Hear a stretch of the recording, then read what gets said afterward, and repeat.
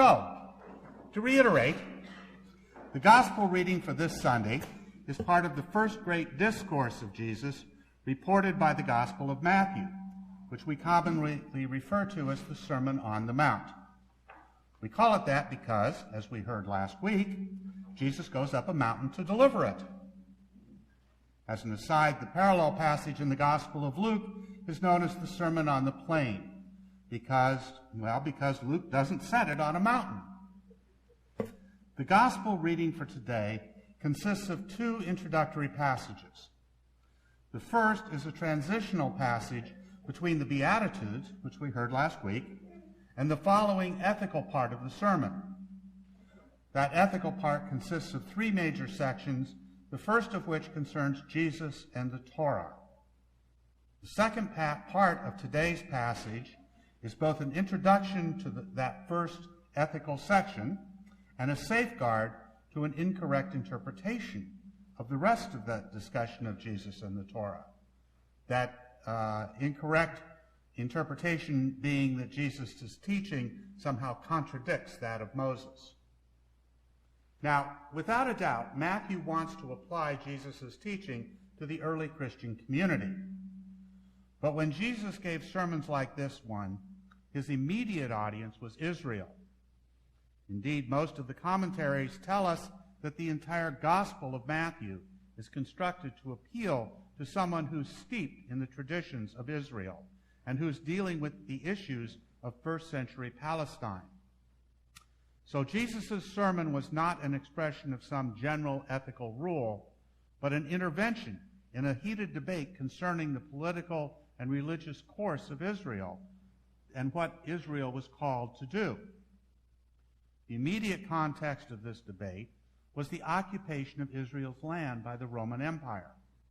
The wider context was the fact that Israel had been part of Gentile empires since the Babylonian exile.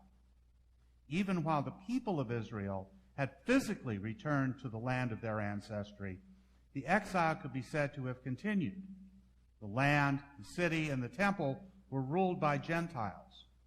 Soldiers' boots marched through the country, and the prophetic promises of divine kingship had never been fully fulfilled. In a culture where religion and politics were never separated, this led to an array of anxious questions. How can it be that God's holy city and temple are occupied territory? What does this say about God's relationship to us? What does God want us to do? How does God want us to respond? To those questions, each of the different factions of first-century Judaism had their own response, ranging from the realistic collaboration with the occupier, that's basically the Sadducees, to a widespread desire to take up arms and fight the empire, that's the Zealots. And then we come to the party that Jesus seems to have had the most contentious relationship with, the Pharisees. Now, there's some indication that some of the Pharisees agreed with the Zealots about the need for an armed uprising. And indeed, subsequent history shows them joining the last Jewish revolt that led to Roman destruction of Jerusalem and the temple.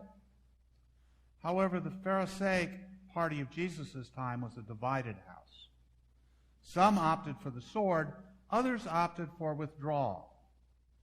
Realizing that the small Jewish nation was no match for the vast military resources of the Roman Empire, the latter party steered toward deeper private study and practice of Torah.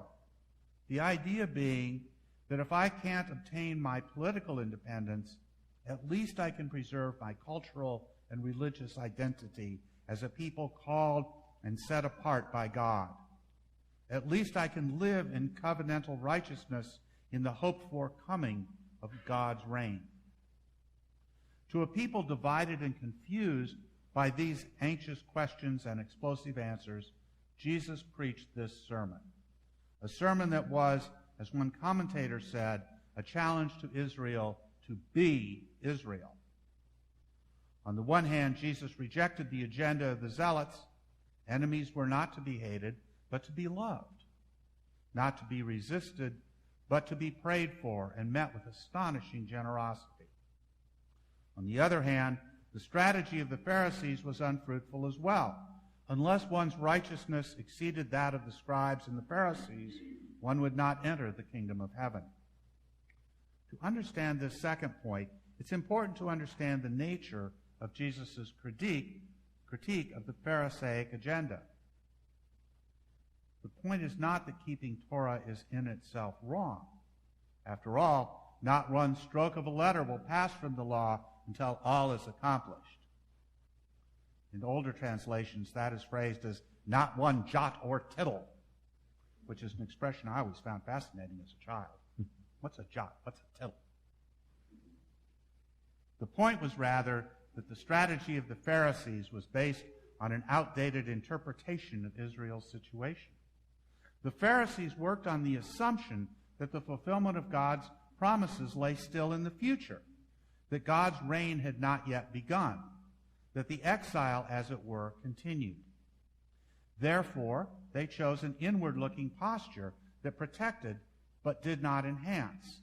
They withdrew and protected their identity so that they might be found righteous by the time that God would do a new thing.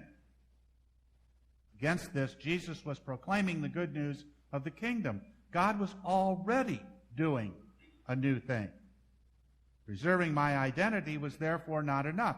Israel was called to be a holy nation, a nation of priests, and now that the kingdom of God had come near, this was the time that, in the words of the prophet Isaiah, the mountain of the Lord's house shall be established as the highest of the mountains, and that out of Zion shall go forth instruction, and the word of the Lord from Jerusalem.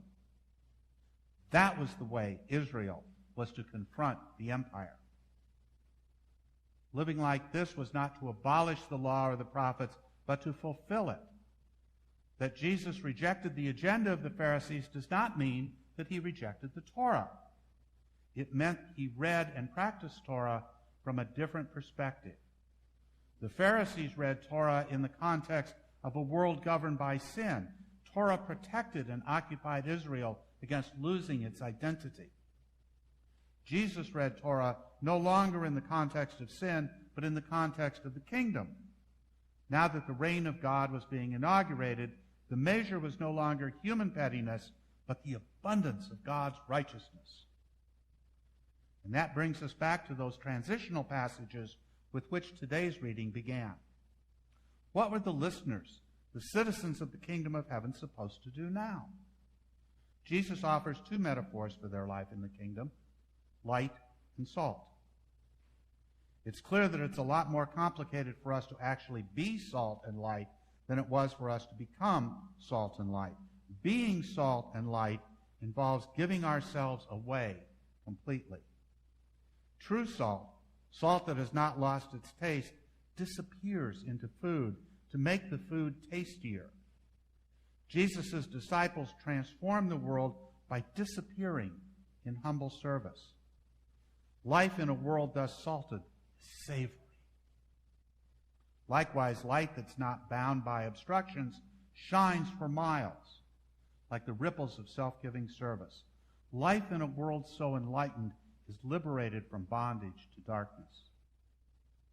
The rub, of course, is that we humans, even we so-called faithful ones, are hesitant to give ourselves away quite so fully, to dissolve or shine forth quite so completely. We like to hold back a little, or to cluster with like-minded people so that we can compliment one another on our saltiness and brightness without the effort of salting or lighting anything. We've salted our culture well nigh to death with notions utterly foreign to the Sermon on the Mount. We speak of Christian values, Christian policies, Christian economics, Christian candidates, Christian plumbers, Christian internet plans, and even Christian hookup sites. We lament being persecuted Christians, overlooked Christians, insulted and mocked Christians, even Christians deprived of the phrase, Merry Christmas. It's almost as if we see ourselves as too good for this world.